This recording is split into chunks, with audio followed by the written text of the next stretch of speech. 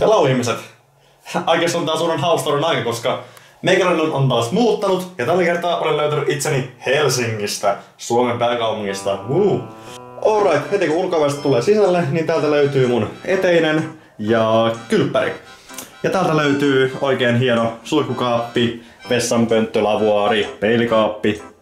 Mitä muutakaan ihminen voi tarvita? No olisiko vaikka pesukone? I finally have one! Let's fucking go! So long pyykkitupa, mutta hello vesilasku. Ja suoraan toisena plussana Turun kämppään verrattuna on, että mulla on Ja kans isona plussana on Turun kämppään verrattuna se, että mulla on vihdoinkin oikeasti isot kaapit vaatteille ja kaikille muillekin asioille. Ja täältä eteisestä me pääsemmekin sitten tänne itse olohuoneeseen kautta makuuhuoneeseen kautta televisio, lipasto, ne on edelleen tossa noin. Tuossa on tommonen hieno Scarlett Solomon juliste, muistuttaa mua konsa-ajoista. Sänky löytyy täältä Alkovista, jonka saa myös pimennettyä.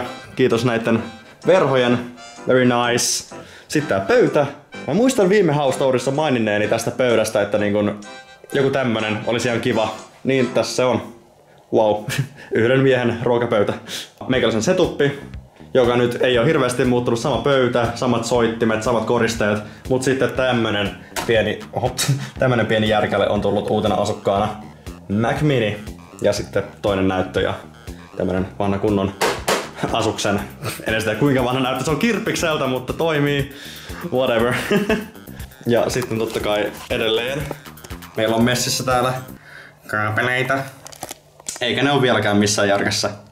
Ja vielä viimeisenä pääsemme tänne keittokomeroon, josta löytyy mikroaaltouuni, induktioliesi, mahtavaa, leivän pahdin, kaunein asia mitä olette ikinä nähnyt, tiskejä, joita mä en ole vielä tiskannut, koska mä oon edelleen laiskappa. Ja sitten tää uuni.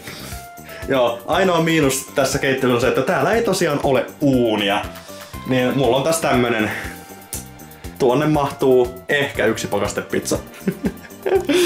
Joo, mutta valitanko? En todellakaan, koska tää kämppä on isompi, täällä kämpässä on enemmän tilaa ja tää vaikuttaa myös erittäin mukavalta. Tää alue ja tää tämä sekä tää itse kämppä ja tää koko alue, missä mä asun, niin oh yeah, täällä tulee olemaan kiva viettää seuraavat 4 vuotta opiskellessa.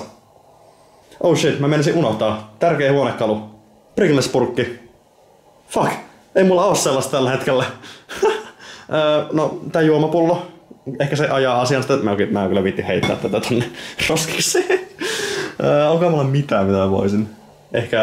Ehkä mä nyt en. Ehkä mä nyt en rupea. Kiitos, että katsoitte.